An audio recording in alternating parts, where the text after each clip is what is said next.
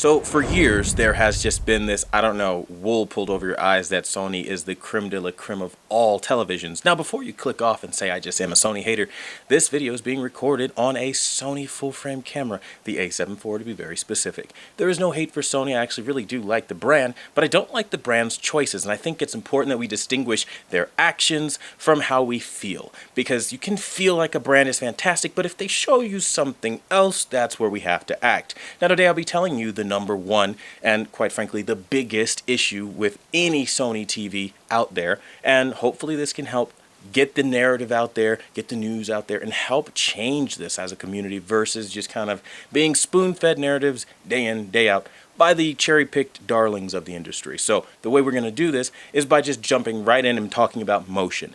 I have covered this for years, and I'm telling you, I can tell you specific movies, TV shows, video games, and examples to use. But essentially it all boils down to one thing.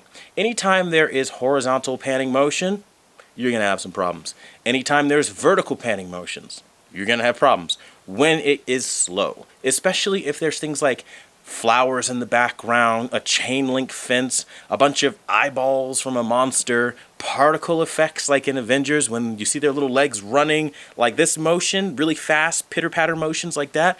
All you'll see are artifacts in between the legs. It'll break apart if you're using motion processing. Now let's say you listen to industry purists and you turn it off, jitters and judders higher than any other brand to the point where it will actually look like ghosting. And if you watch my video about the motion on the A95L before, making this video, of course, you'll see exactly what I'm talking about. It didn't matter what I did, whether I turned motion on or off, the motion was just bad on the Sony, which leads me to tell you, that is the number one issue on Sony's right now.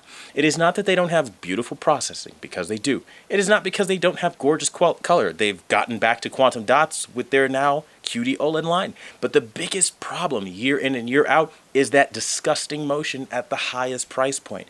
We're talking upwards of over $3,000, $4,000, and in some cases $5,000 plus for something that looks worse than mid-range and budget TV options. What the hell? But every year we see this kind of like sword and shield approach by not only the fans but the marketing agents, which the marketing agents we can understand. They're in the business of selling you something, making you believe the narrative so that they make money. That's the job. But the customers that buy these products, I will never understand picking up a shield and going, you know what, don't ever talk about this brand. I'm going to die on this hill, and this is where we're going to be. Like, I just don't understand that, especially when it could be so much better. We could get back to the Sony X900E days of motion in 2017 specifically, when motion was fluid and beating out many of the competitors for years and years and years. This is the kind of Sony that we, when we talk about Sony, remember, but we're kind of putting that off to the wayside to talk about something that doesn't really matter, which is, again, all the like niche things like, oh, HDR and all whatever feature they come out. They can tell you they have XR Cognitive Omega Plus. And I promise you everyone and their mother would trip over themselves to go pick it up because of the marketing jargon. You don't know what it means. You didn't know what it meant until they told you you needed it, but you bought it. And that's how it works. But we have to get back to talking about the real problem, which is motion.